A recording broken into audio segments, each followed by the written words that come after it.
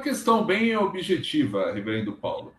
Na Igreja Presbiteriana do Brasil, atualmente, qual é a regra para os seus membros? Assim, há Ok. uma a proibição, a não recomendação, a distinção entre clero e leigo? Desde 1906, a Igreja Presbiteriana do Brasil se pronunciou, porque em 1903 houve a cisão, por três motivos: educação, ensino, presença dos missionários americanos e a sujeição deles aos concílios locais, e a questão maçônica.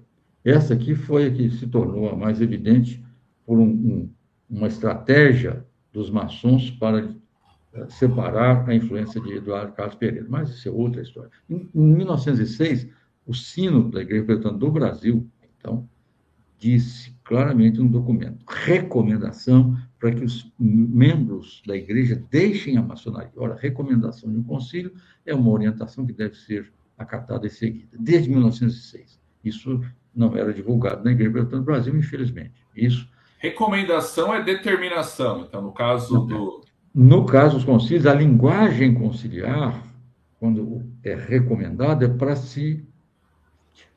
Recomendação de autoridade é o quê? É para cumprir, senão você vai apanhar, senão você vai ter consequência. Então, a linguagem sempre foi, isso aí é a Tem praxe da força linguagem nossa. coercitiva, então, a É recomendação. Não claro, é é apenas evidente uma que só, sugestão, um conselho. só que aí vai depender de quem vai exercer isso. Se os concílios resolvessem aplicar, então teria sido feito. Em 2006, aí a igreja fechou a questão. Aí agora mudou mesmo. Aí, ó, na época, em 2006, não se recebe. E a Igreja Metodista fez naquele mesmo ano, naquele mesmo lugar onde eles se reuniram antes, logo depois nós. Eles fizeram a mesma, baixaram a mesma determinação. Não se pode receber mais como membro comungante da Igreja Presbiteriana do Brasil pessoas que sejam membros, sócios, integrantes, o nome que queira dar, ativos da maçonaria. Então, quem era maçom antes da legislação poderia permanecer, mas deveria ser orientado a deixar. Então, ela não ia retroagir para atingir essas pessoas. Bom, então, oficial da igreja. Os oficiais da igreja, diácono e presbítero, que fossem maçons e com o seu mandato em vigência, terminariam o mandato podendo permanecer como maçons. Não poderiam ser reeleitos se permanecessem na maçonaria, porque nenhum oficial da Igreja Presbiteriana do Brasil pode ser maçom, mas permaneceriam como membros da igreja. Poderiam ser, porque os membros da igreja poderiam ser. Tá? Pastores.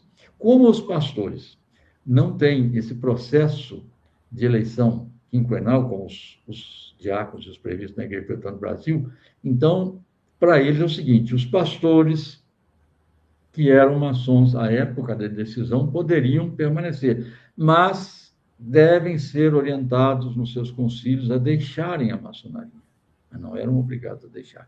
Agora, nenhum pastor poderá ser recebido sendo maçom.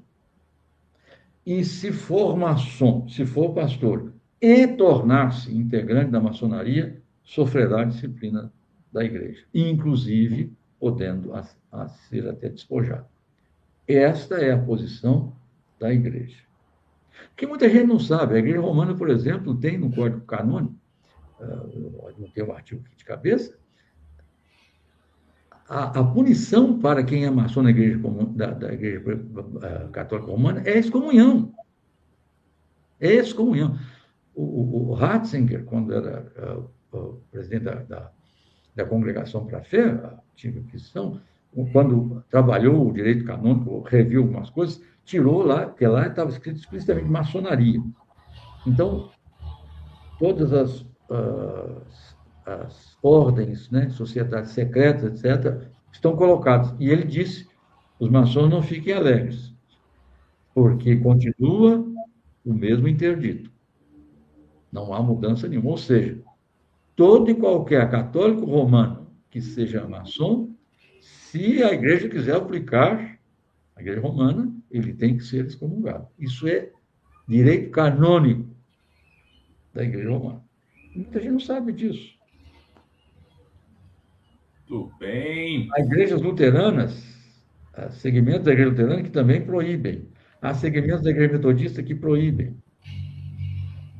E no livro eu li isso lá, transcrevo, né, as determinações ou do Colégio Episcopal ou das Assembleias Gerais, dependendo do órgão da igreja.